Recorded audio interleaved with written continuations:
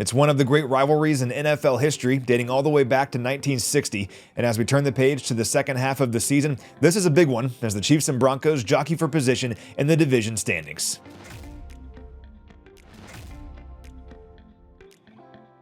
Well, the Broncos are 8-2 this season, due in large part to the performance of their defense, which leads the NFL with 46 sacks. That's 14 more than second place, and for context, the gap between Denver and second place is the same as the divide between second place and 25th place on that list. It's crazy, and it's coming from everywhere. Nick Bonito leads the way. He has 9.5 sacks and 48 pressures on the season, fourth most of any player in the NFL. But it's not just him. He's one of 10 players on this Denver defense with multiple sacks this year, tied for the most of any team in the league, and it's a result of their aggressiveness as a defense. These guys blitz at a 27% clip, and they've blitzed the opposing quarterback at least 30% of the time in 8 of their 10 games this year. They blitzed Dak Prescott on 39% of his dropbacks a few weeks ago, Jalen Hurts 51% of the time, Justin Herbert 39% of the time, and Daniel Jones 71% of the time, just to name a few. And there's no reason to think they won't do the same this week. They blitzed Patrick Mahomes on 57% of his dropbacks last year. So it's all to say that protection is critical this week, especially considering it's where the Bills beat the Chiefs a few weeks ago. Mahomes entered that game as the least pressured quarterback in the NFL, according to Next Gen Stats, but the Bills managed to pressure him on nearly 53% of his dropbacks in that game, easily a season high. The Chiefs can't let that happen on Sunday. And one player who can help them mitigate that pass rush is Rashee Rice, who now has 4 touchdowns in his 3 games this season. In fact, since making his season debut in Week 7, Rashee leads the Chiefs in targets, catches, scrimmage yards, and scrimmage touchdowns. Rice joined an offense that was already finding its stride, and since Week 5, this is the number 8 scoring offense in the NFL at nearly 28 points per game. Now, the Chiefs obviously didn't have their best day offensively against Buffalo, but despite going 3 for 13 on third down, being outpossessed by nearly 10 minutes, and outgained by 100 yards, the Chiefs still scored 21 points and had the ball with a chance to tie it in the fourth quarter. The Chiefs remain the league's number 5 offense in terms of successful play rate this year. And following a week in which everybody had a chance to get healthy and recharge, I'm confident we'll see more of the offense that scored 89 points during its 3-game winning streak than the one we saw in Buffalo. And speaking of the bye, keep in mind, nobody is better following the bye week than Coach Reid. Reid is 22-4 in his career following regular season bye weeks. That makes for an .846 winning percentage, the best mark for any head coach in the Super Bowl era with at least 10 games coached following bye weeks. He's 9-3 in his time with Kansas City following regular season byes, and 6-1 with Patrick Mahomes. The Chiefs are also outscoring the opposition by 64 points in those 7 games with Mahomes. That's the 3rd best mark in the league. Now, I get none of that guarantees future success for the Chiefs, but what it shows is their self-scouting process when given additional time to prepare.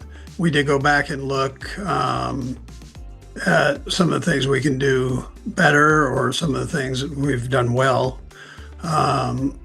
We had a lot of good things coming up to this past week, and then there were some things there that we can definitely learn from this, the last game against the Bills. So, that's why we spend the time working on that stuff, but I'm not going to put it out there for sure. Good question, though.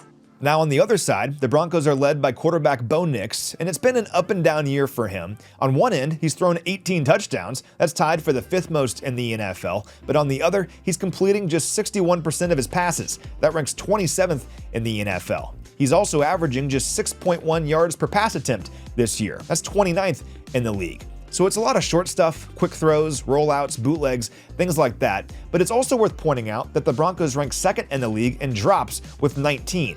And despite that yards per attempt figure, Nix has still tried airing it out from time to time. His 47 attempts of 20 or more air yards this season are tied for the most in the NFL. But the thing is, he's only completed 32% of those. That's the lowest completion percentage for any quarterback with at least 40 deep throws this season.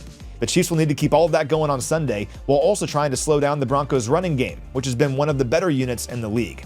Denver is averaging 129 rushing yards per game this season between its impressive duo of J.K. Dobbins and R.J. Harvey. Dobbins has been the workhorse so far, racking up the 5th most rushing yards in the NFL, but his availability for Sunday could be in question. He hurt his foot last week against the Raiders, and if he can't go, that's obviously a big deal, as he's accounted for 23% of the Broncos' total yards this season all by himself. His status will be one to watch.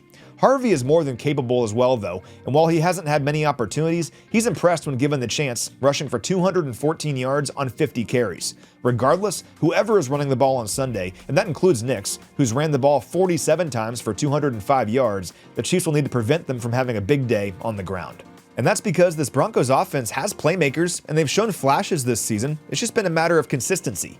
They've scored at least 28 points 4 times this year, but they've also been held to 20 or fewer points on 5 occasions.